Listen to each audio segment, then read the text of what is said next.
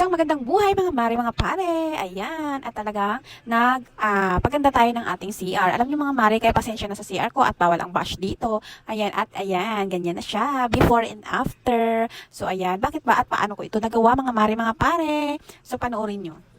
At ayan nga, dahil usong-uso ang DIY, ayan, dahil nga pag walang budget, sa DIY, kakapit, at isa na ako doon sa kumapit, ayan, so sabi ko nga kay Habi, ayan, ikakabit ko na ang wall sticker na nabili namin, actually mga 3 months or 4 months na po ito, bago ko lang po talaga na ilagay sa sobrang busy ko mga mare, ayan, so kung mapapansin nyo, ayan, ang dami kong struggle mga mare, dahil first time kong magkakabit ng ganitong wallpaper sticker na super malapad ang paglalagyan ko, ayan, sa una talaga mga mare, nako, mai-struggle ka talaga, tapos nagpapatulong pa yan ako sa asawa ko, tinanggal, nakailang tanggal ako dyan mga mari ha, maikwento ko, nakailang tanggal, balik, tapos ang daming bubbles, ayan, so, ganun talaga sa una no, magkakamali ka, magkakamali tayo sa unang try. At ayan, sa mga panahong ito, ayan, makikita niya, diba?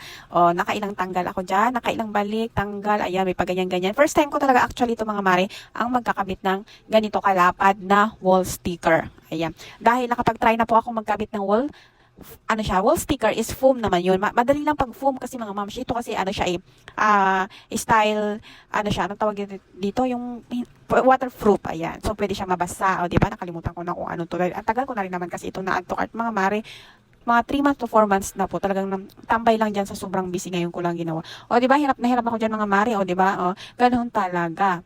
So, kung mapapansin nyo mga mare, so may part po dyan na nagbubble. So, yun pala is walang sticker doon sa may side na yun. Kaya nagbubble siya mga mare, mga pare. Mga mare, kaya kailangan kapag pinasok mo yung ganitong content mga mare, mahaba ang iyong pasensya. Pasensya talaga ang pinakailangan mo ditong haba-habaan. Kasi dyan pa lang yan, siyempre nakailang ulit ka, ilang ganyan, ay pag ganyan-ganyan, nagbubbles pa yan. O, diba? Sa pangalawang layer na tayo. At ayan, dinidikit pa natin, sinukat-sukat ko. Pangalawang try ko yan mga mare. So, ayan. Itatry ko na naman siya at may mga bubble-bubble pa rin yan mga mare, o diba? So, pinulas. Kailangan pala pa nagdikit ka mga mare. Kailangan linisan nyo muna bago nyo idikit ha. Kailangan linisan, walang alikabok, at kailangan hindi basa. Kasi kapag basa mga mare, hindi po siya didikit, or kahit maalikabok po siya, hindi rin po siya didikit. Kaya kailangan, kung napansin nyo kanina is pinalinis ko, nagpalinis ako sa asawa ko, nagpamap, and banlawan ko po yan, pinapunasan hanggang sa matuyo bago ko nagsimulang magdikit. Kasi nga, pag may konting basa, or may alikabok, hindi po didikit ang sticker. Tip ko po yan sa inyo, kaya sa mga papasok pa lang sa DIY, sa ganitong content, please, linisan muna bago idikit para po hindi po masayang ang wall sticker na binili, sayang pa rin, diba? Kahit mura lang po yan, pero pinagpaguran pa rin natin ang pera. Yung kapag nanonood ako ng mga DIY sa mga mamis, ayan, alam nyo, ang tingin ko, ang dali-dali lang ikabit. Napakadali kasi nga ang dami talagang gumagawa nito. Pero mga mare, mga pare, sa actual pala, kapag ikaw na ang kakabit, Diyos ko Lord, habaan ang pasensya, maiinis ka, parang gusto mo nang baklasin lahat at sumirinder. Pero dahil nga gusto ko to, ginusto ko to, so papanindigan ko. Hindi madali ang pagdi-DIY, hindi madali ang pagkakabit ng sticker, wall sticker, mapa-foam pa yan. Ang foam medyo okay kasi hindi talaga siya ganito.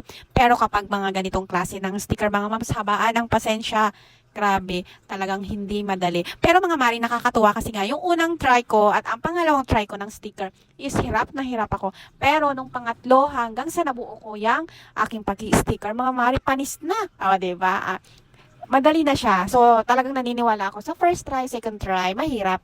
Pero kapag nalampasan mo yung struggle, nasanay ka na, nakuha mo yung tamang style, tamang idea kung paano yung tamang pagkabit, madali na lang pala talaga siya. Kasi yan dyan, talagang tuwang-tuwa na ako at nakuha ko na yung kiliti ng wall sticker. Oo, di ba, kiliti na. Nakuha ko na yung tamang pagkabit o tamang, ano bang tawag dyan, tamang way para po mas madali ang pagkabit ng sticker. Mga mare, sa unang try, pangalawang try, di ba sabi ko, nahirapan ako. So, napagtanto ko na mas madali na hati-hatiin muna natin ang mga sticker. Yes po, kasi kapag masyadong malapad pala ang sticker na ilalagay natin, mahirap doon nagkakaroon ng bubble.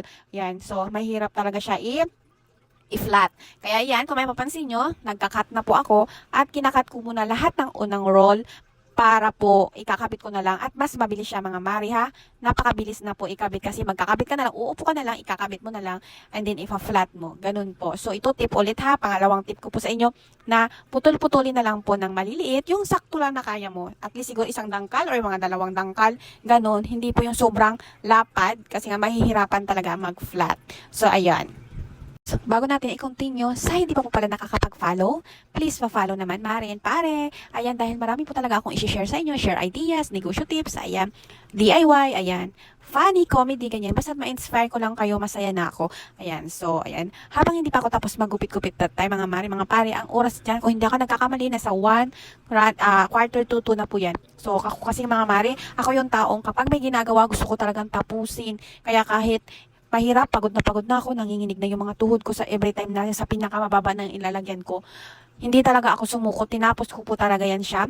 Nag-start kami ng asawa ko alas 11 ng gabi, natapos kami ng alas 3, ganon. Grabe, kapag ikaw talaga yung taong may dedikasyon, kung may ibang tao kasi na pwede naman daw tapusin kinabukasan. Sabi ng asawa ko kasi, tama na, wag na daw, stop na. Yung sa unahan na lang, sa taas, yung sa baba daw, kinabukasan na lang. So, ayoko talaga mga Mare, kasi ako yung tao na gusto ko tapusin talaga, kasi nga, para sa kinabukasan, iba na naman ang magagawa ko, kasi kinabukasan, magpo-posting ako, magpo-promote ako ng mga paninda ko, ganun.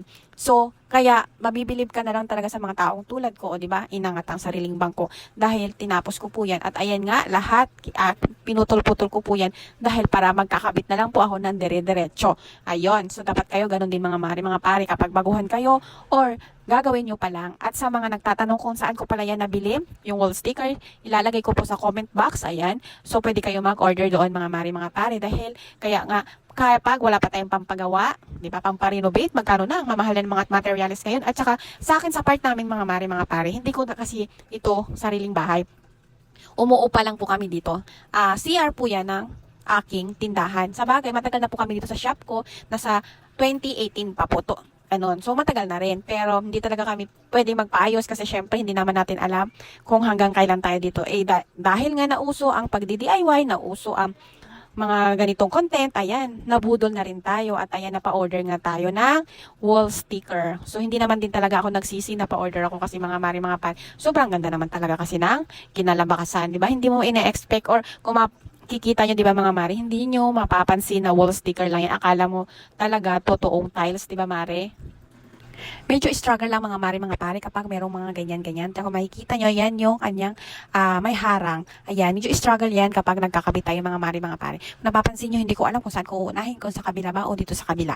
Ayan, pero syempre nagawan pa rin natin ng paraan dahil nga kapag gusto natin, ayan, dapat nating tapusin. So, ako yung taong kapag gusto ko, kapag ginawa ko, tatapusin ko. So, ayan. Kaya, ayan, kahit gaano kahirap sa mga ganyan may mga harang-harang, parang pagsubok lang din naman natin sa buhay yan, mga Mare, mga Pare, yung akala mo tuloy-tuloy na yung smooth ng business mo, tapos biglang mayroong pagsubok na darating. So, ito, habang kumakabit ako ng aking sticker, ito yung pagsubok. Ito yung isa to sa parang pagsubok sa buhay natin na yung nakaharang. O, di ba? Nagkaroon pa tayo ng motivation. Ayan, ganun kasi. Parang lahat ng nangyayari sa buhay kasi natin, merong mga dahilan. At ang mga dahilan na yan ay merong mas magandang blessings na darating. So, ayan. So, di ba na? Tapos na natin. Di ba? Ganda na. Diyan pa lang sa part niyan, mga Mare. O, di ba? Parang nabibihag na talaga ako. Nabibighani na talaga ako. At na-in love. Sobrang ganda.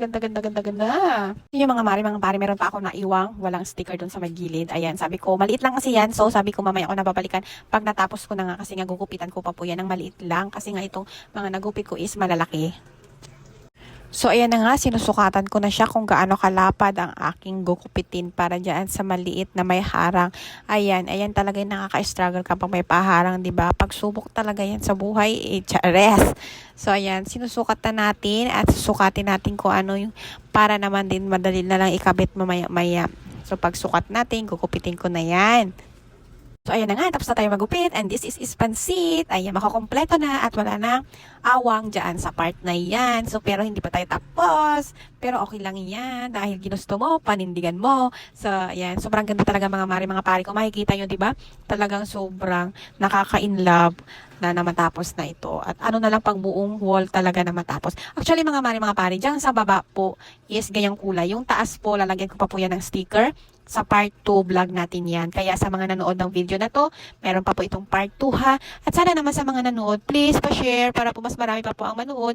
And wag na wag nyo pong i-skip ang ads mga moms ha. And then, sa lahat ng lagi ko nakikita nag-share ng aking mga video, nagko-comment, nag-i-engage, magpapa-Gcash ako. Kaya baka ikaw ang maswerte na mabigyan at magkaroon ng Gcash for free, o diba? Sino ba naman yung nanood ka lang dahil lagi ka naman nag-e-internet tapos magugulat ka na lang, post na pa lang iyong pangalan at meron kang pa-Gcash, pa-giveaways, ala. At plano ko din by December, magmimigay ako ng mga food keeper, ayan, hangaran. Basta yung kung anong meron dito sa tindahan na pwede kong maibigay sa inyo kapag sinuwerte at dumami-dami ang ating mga followers and views. At sana tulungan niyo po ako mas malawak pa ang mapuntahan ng mga videos ko at tulungan niyo po ako, magtulungan tayo dahil hindi po kayo magsisisi sa mga support niyo.